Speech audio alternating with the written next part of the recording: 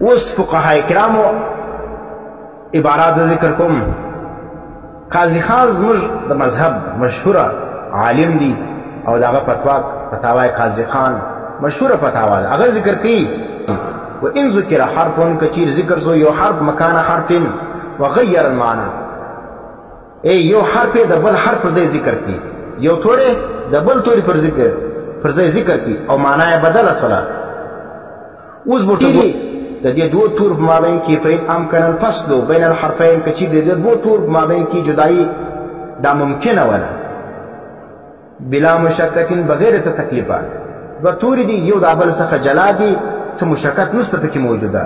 لکه صاد مع طا وینې مان دا یو تورې بدل کړي په بل تورې باندې او هر څوک په دې پوهېږي چې دا تورې غلط ووایي. لکه اوس ګوره د صاد پر ځای څوک څه وایي طا ووایي. اوس سړی راولاړ شي د صالحات پر ځای باندې څه وایي طالحات وایي. نو هر څوک په دې پوهېږي چې دا غلط وایي صالحات طالحات. نو یو تورې په بل تورې باندې بدل کړي او هر څوک په هغه باندې پوهېږي چې دا تورې غلط وایي. نو بیا چې شتلو لمونځ یې فاسد دی په دې باندې عند الکل د ټولو فقهاو په نظر باندې که چیرې فصل د دوه تور په مابین کې ممکن ولو اور بلا مشقته او دی راولاړ سلو یو تورې د بل تورې پر ځای باندې وایي معنا یې بدله شوله لمونځ باطل دی د ټول په نظر باندې. وان کان لا يمکن الفصل او که چیرې نو ممکن فصل بین الحرفین په مابین دوه حرفو کې معنی یو تورې د بل تورې پر ځای باندې ووایي لیکن دغه دوه تور په مابین کې جدایي چې کوم ده د عام خلکو نشته کولی الا بمشقت مگر په مشقت سره سخت معنی یو سړي ته ډېر علم وي د هغه په دې حروف باندې پوهېږي هغه په دې پوهېږي چې دا تورې د غلط وایي کالضا مع الضاد. ورته ګوره علامه قاضي خان هم ذکر کوي چې د ضا او د ضاد فرق چې کوم دی هغه ډېر مشکل دی څوک یې نشي کولی. نو دا دلته چې ځان ته حنفیان وایي او اصل کې دي بریلویان او پر دې باندې بیا خلک ته ترغیب ورکوي وایي خدات وایاست وایي زوایه مه وایه. نو قاضي خان څه لیکي وکان وان کان لا يمكن الفصل بين الحرفين که چیرې نو ممکن فصل په مابین دوه حرفو کې ګوره جدایي ته نشي کولی الا بمشقت مگر په مشقت سره چې هغه دی ته به قرات وایه او ته په قرات داسې وایه نه ته د قرات دښمن یې. کالضا مع الضاد لکه ضا او ضاد چې سړی ووایي وینې ضاد دې ادا کړه څوک وایي ضاد دې ووایي ضاد دې ادا کړي څوک وایي ضا یې وویله.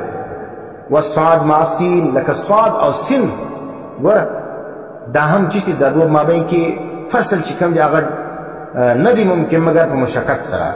صاد او سین دا تقریبا یو رقم ادا کېږي وینې په اواز کې خلک نه پېژني چې دا صاد وایي که سین وایي لیکن دا جلا خبر صاد کې چې کوم دی هغه تفخیم دی په سین کې هغه رقم تفخیم نشته. وطا مع الطا دا رقم تا او طا سره چې سړی یو د بل پر ځای ادا کړي. نو اوس که چیرې دا رقم تورې انسان وویلی نو اختلف المشایخ فیه اختلاف دی د مشایخ په دې کې قال اکثرهم لا تفسد اکثره پر دې باندې چې دا لمونځ فاسد نه دی دا اکثره پر دې باندې چې بیا چې دی لمونځ فاسد نه دی. اوس که سړی راواز د ځواب پر ځای باندې ځواب وویله وینې او په اواز کې مشابهت راغلی نو بالکل لمونځ نه دی فاسد.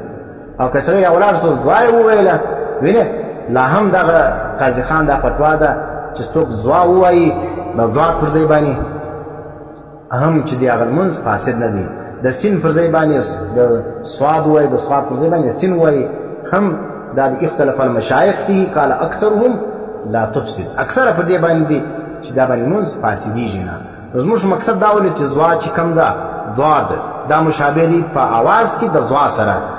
اور رد المختار علامه شامی څه فرمایي وان کان الخطا بابدال حرف په کچیر دا قرات کې غلطي په ابدال د حرف ولا یو حرف بدل کړي په بل حرف باندې فإن امکن الفصل بینهما بلا کلفه ویني کچیر دی دوه په مابین کې دا جدایي دا ممکن ولا بغیر مشقت قصاد معطا ګور اگر کم خبر لیکله بیان قرا طالحات مکان الصالحات طالحات دا پر ځای د صالحات وایي فاتفقوا نو اتفاق کړی دی فقهاو پر دې باندې چې انه مفسد چې یو توري په بل توري باندې بدل کی او هر څوک یو عامس لاین په دا پیژ دی غلط لکه د سواد او د طوا فرق نو عامس لاین کوي سي او معنا یې بدل وسوله بیا چې سوله بیا چې کوم دی هغه د ټول فقهاو په نسبت باندې د لمونځ فاسد دی. و ان لم يمكن او که چیرې د دې دوه په مابین کې دا یو تورې د بل پر ځای چې ویلې دي دا چې شوي د هغه په مابین کې سړی جدایي نشي کولی، فرق نشي کولی الا بمشقة مګر په چیش باندې په تکلیف سره. کالضا مع الضاد لکه اوس ګوره ضا سره د ضاد څه معنا ضاد چې کوم دی د هغه پر ځای باندې څه دي دغه وویله ضا یې وویله یا ضا وویله د هغه پر ځای باندې زاد ووایي ضاد ووایي. او صاد مع سین د صاد پر ځای باندې سین ووایي د سین پر ځای باندې صاد ووایي. فاکثرهم على عدم الفساد اکثر فقها پر دې باندې چې د لمونځ نه پاسېږي په دې باندې.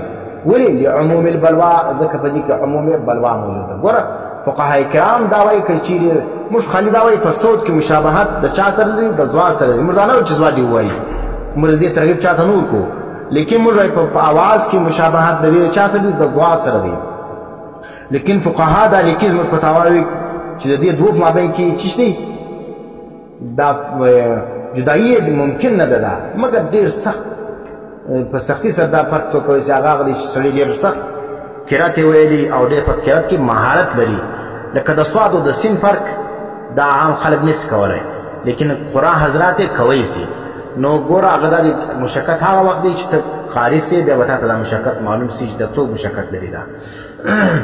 نو د عموم بلوا پر بنیاد باندې دا دی که ضا پر ځای د ضاد پر ځای باندې سره ضا وویله یا د ضا پر ځای باندې ضاد ووایي نو لمونځ په دې باندې فاسدېږي نه. علماء دیوبند کی علامہ اشرف علی تھانوی رحمہ اللہ مشہور کتاب درس نظامی کی داخل دی جمال القرآن. دا تقریبا ہر ملا به ویلی چې درس نظامی ویلی هغه لیکي ضاد کو اگر اس کے مخرج سے صحیح طور پر نرمی کے ساتھ آواز کو جاری رکھ کر گوره جاری رکھ کر هغه استطالت کی اشاره کی و ضاد چې د خپل مخرج اساس په صحیح طور باندې په نرمی سره آواز بیا په آخر کی جاری هم کې اور تمام صفات کا لحاظ کر کے ادا کیا جائے اور نو ټول صفتوں دا وہ لحاظ کے بے ادا کے تو اس کی آواز سننے میں ضا کی آواز کے ساتھ بہت زیادہ مشابہ ہوتی ہے. نو دې آواز چې کم دی د ضا سره ډیر مشابه دی. دا چالي حکیم الامت حضرت مولانا اشرف علی تھانوی رحمہ اللہ اور دال کے مشابه بالکل نہیں ہے. تو ګوره دا جمال القرآن کې دا لیکلي چې د دان سره د هیڅ مشابهت نشته. علم تجوید و قرات کی کتابوں میں اسی طرح لکھا ہے.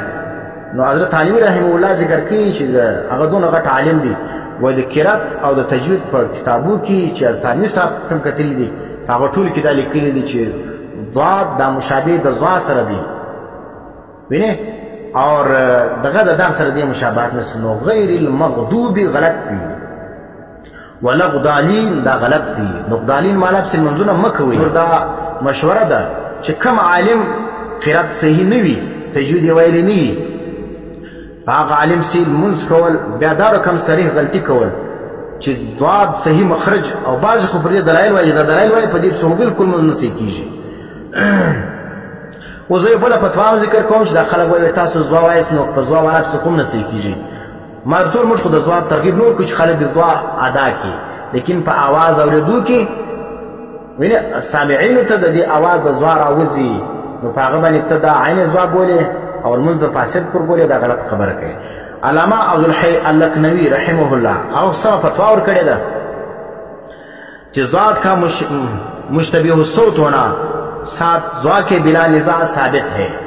ورته وګوره هغه د ضاد आवाज چې کوم دا مشابه دي د ضا سره په دې کې هیڅ اختلاف نشته. د ضاد आवाज د ضا سره دا چیز دا مشابه دي په دې کې هیڅ اختلاف نشته.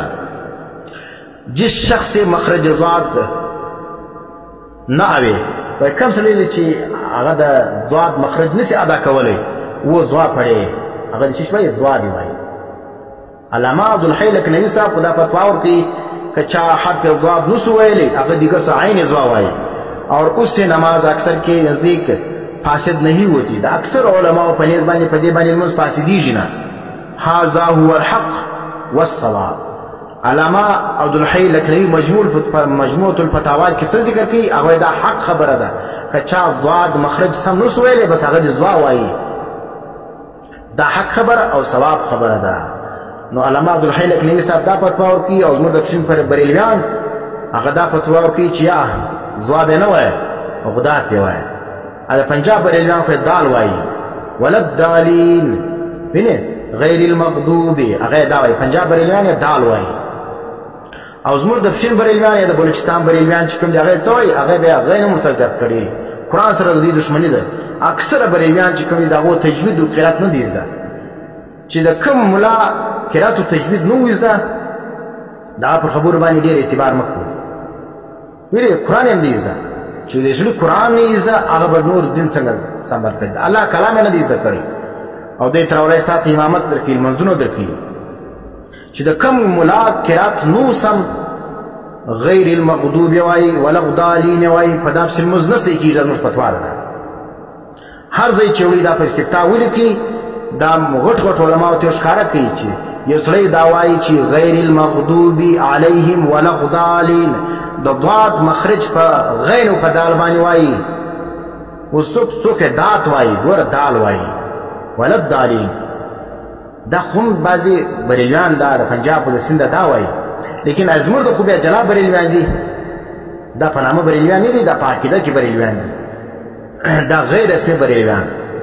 دغه بریلویان چې کوم دي دا بیا غین ورسره زیاتوي ما ټول دا د غین والا چې کوم دي چې ولا الضالین وایي دا ولا الضالین والا پسې لمونځ نه صحیح کېږي. دا ذالک فضل الله دا فضل الله والا پسې لمونځ نه صحیح کېږي. هذا من فضل ربي فضل ربي دا فضل ربي والا پسې لمونځ نه صحیح کېږي. دا فضل الرحمن والا پسې لمونځ نه صحیح کېږي. وینې دا وغدو والا پسې لمونځ نه صحیح کېږي. دا ما څه مثالونه درته پیش کړو چې څوک دغه مخرج دا رقم وایي دا چې هر څو غټ عالم په دې پسې لمونځ نه صحیح کېږي. دا تورې غلط وایي د قرآن معنا چې کوم دی په دې باندې غلطېږي. د هر ځای چې تاسو استفتاء کوئ ویې کوئ که چیرې دغه استفتاء د جواز راغله بلکل موږ بیا قایل یو او که چیرې دغه استفتاء د عدم جواز راغله پکار دی چې دغه ملا په ښه عزت سره رخصت کې ورته حیوان ورسه په اولا درجه کې یا په ثانیه کې داخله واخله دا قرات سم که بیا راسه موږ ته لمونځونه راکوه.